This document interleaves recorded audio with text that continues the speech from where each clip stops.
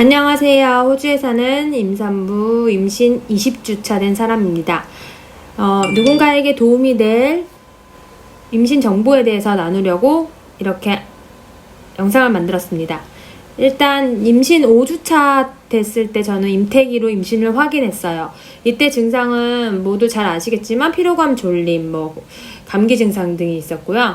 그래서 6주차 때 GP 선생님, 의사 선생님을 방문해서 임신을 확인했습니다. 이때 처음 초음파할 수 있는 데이팅 스캔 레퍼럴을 받게 돼요. 그래서 이걸 받아서 가까운 초음파 센터로 예약을 합니다.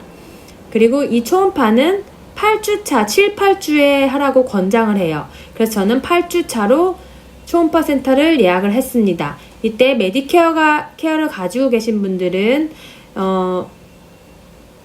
메디케어 커버가 되는 곳에 가면 이제 돈을 안 내셔도 되고요. 아니면 160불에서 180불, 센터마다 가격이 다른데 초음파 비용이 발생합니다. 그리고 10주차 때 되면 다시 GP 선생님을 방문해서 그 데이팅 스캔 결과를 체크를 합니다. 저도 이때 그 설렘이 잊혀지지 않네요. 아기를 처음 본 그 설렘이요. 그리고 이때 GP 선생님으로부터 NIPT 레퍼럴을 받았습니다. NIPT는 기형아 체크하는 건데 10주에서 10주 지나서 12주차 정도에 하는 걸 권장을 해요. 그리고 선택이에요. 필수가 아니라. 저는 노산이라서 진행을 했어요.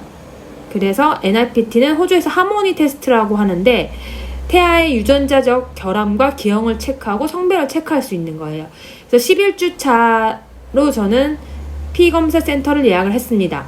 이 예약을 하는 과정에서 유선상 예약도 되는데 센터마다 다른 것 같아요. 그래서 저는 라벌티에서 했고 온라인 북 온리여서 인터넷상으로 먼저 예약을 했어요.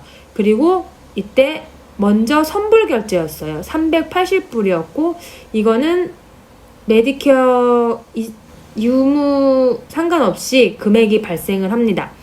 380불에서 450불까지도 차지를 받는 걸 봤어요. 그리고 이 결과는 7일에서 10일 정도 걸린다고 했습니다.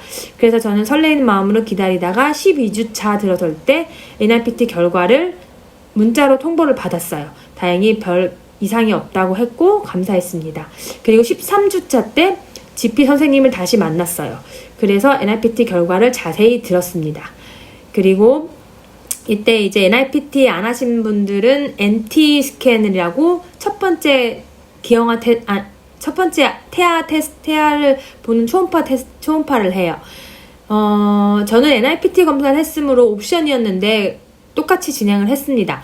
NT 스캔은 이제 태아의 주요 장기 곳곳을 정밀하게 체크하고 목둘레를 체크하고 또 산모의 임신 중독증이 될 확률을 체크하는 그런 테스트 검사예요.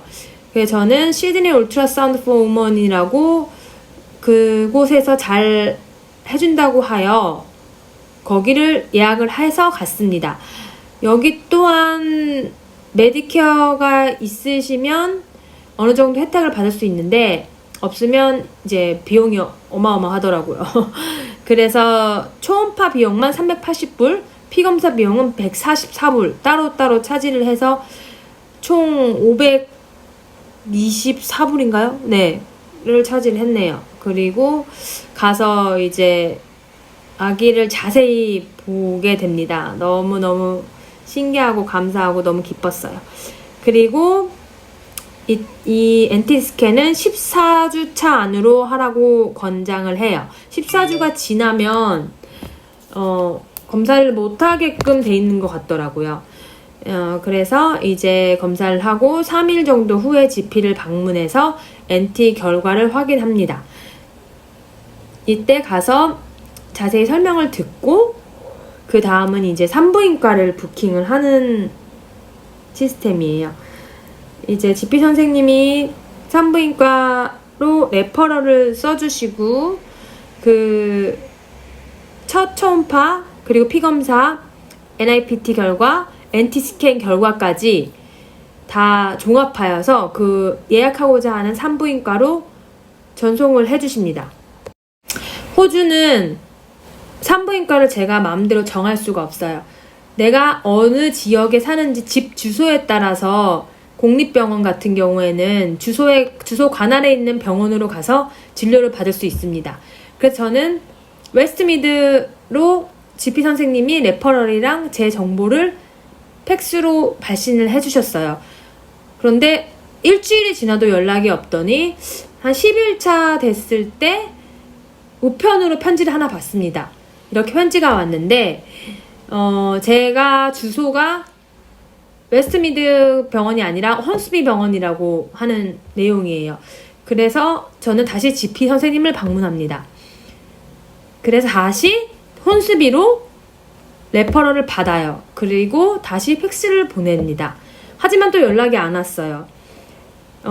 며칠 기다리다가 도저히 안 되겠다 싶어서 병원으로 전화를 제가 했습니다. 전화를 하는 것도 오후에 전화를 하면 안 받아요. 음성 메시지로 넘어가서 메시지를 남기지만 연락이 안 오더라고요. 그래서 그 다음날 아침 일찍 오픈하는 시간이 8시길래 8시 한 10분, 15분쯤 전화를 해서 드디어 통화를 합니다. 통화를 해서 다시 부킹을 해요. 팩스를 이미 다 보냈지만 호주는 시스템이 각 부서마다 나눠져 너무 세분화가 잘 돼 있어서 그런지 전달이 잘 안 되고 커뮤니케이션에 미스가 나는 경우가 많아요. 그래서 그런지 참 답답하고 그렇습니다. 어쨌든 그래서 다시 전화를 해서 부킹을 하는데 성공을 해요. 전화로 부킹이 완료되면 확인 메일이 저에게 수신이 됩니다. 그때 메일 첨부 파일에 작성해야 하는 서류가 이렇게 많아요. 메디케어가 있으신 이제 영주권자 이상 되신 분들은 이 과정이 필요 없는 걸로 알고 있어요. 근데 저는 지금 취업비자고 영주권이 없는 상태여서 작성에 대한 서류가 이렇게 있더라고요. 그래서 그걸 다 서류를 작성을 하고 이제 GP 선생님 레터까지 첨부해서 이제 다시 회신을 합니다. 그리고 생각보다 회신 후에 빠르게 답신이 왔어요. 답신이 온 게 지금까지의 초음파 기록이랑 피검사 기록을 보내달라고 했어요. 근데 이게 다 GP 선생님이 팩스로 보낸 걸로 알고 있었는데 다시 보내라고 하더라고요. 다행히 제가 GP 선생님한테 미리 이 검사 결과를 메일로 받아놨어요. 혹시나 해서. 그래서 바로 회신을 했습니다. 그리고 났더니 이제 부킹 완료 메일이 저한테 왔어요. 그리고 부킹 날짜 전까지 그 파이낸셜 페이퍼워크를 받으라고 명시가 돼 있었어요. 꼭 이거를 해야지만 병원에서 진료를 받을 수 있다고 돼 있더라고요. 그래서 일단 이렇게 해서 다 예약을 완료를 했습니다.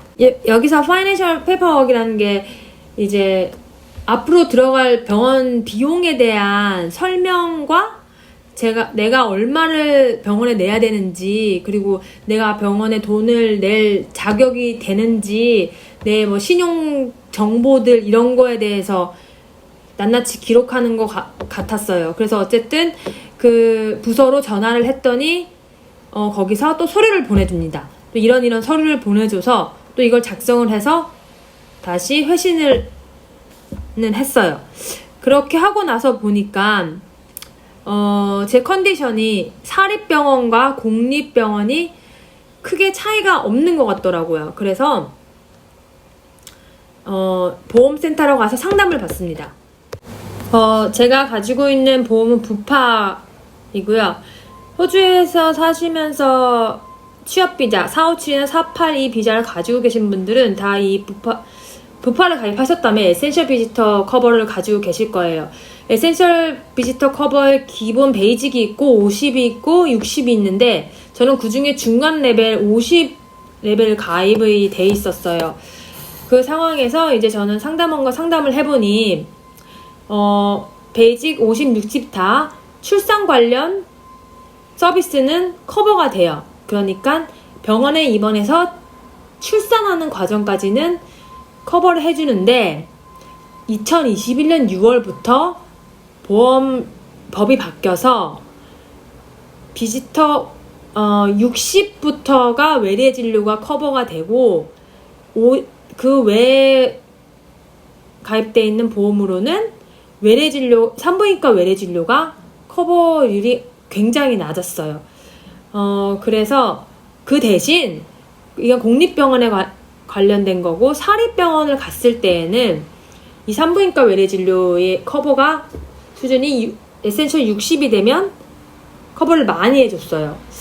그래서 저는 이제 어떻게 해야 되나 물어봤더니 사립병원도 예약을 해서 병원비 리스트를 한번 받아보라고 하더라고요.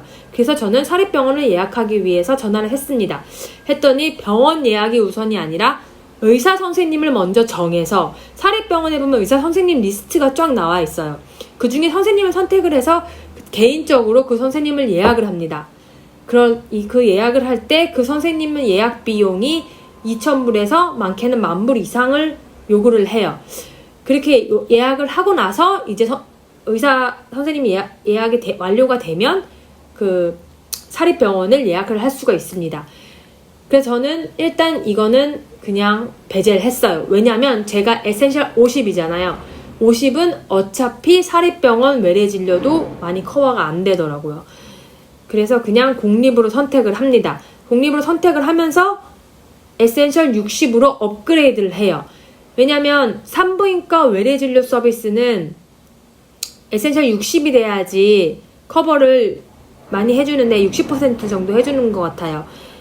근데 그 호주는 보험을 가입했을 때 웨이팅 기간이라고 보험이 적용되는데 필요한 시간이 있어요.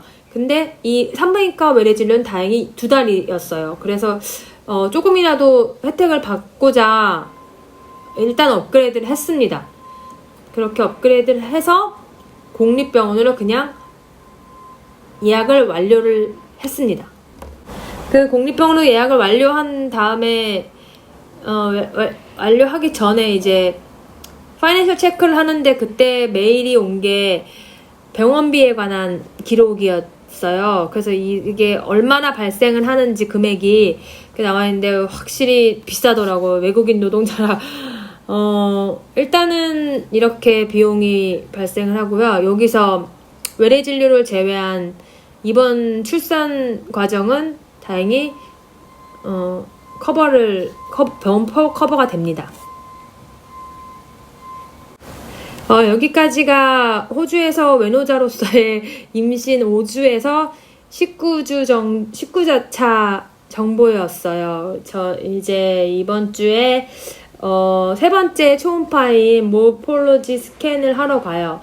20주 때 하는 정기 검진 같은 건데, 이제 또 태아의 머리둘레, 가슴둘레, 다리 길이 이런 여러 가지 검사를 하는 초음파를 하게 됩니다. 그리고 그 다음 주 월요일은 처음으로 드디어 산부인과를 갑니다. 가서 미드와이프를 만나게 돼요.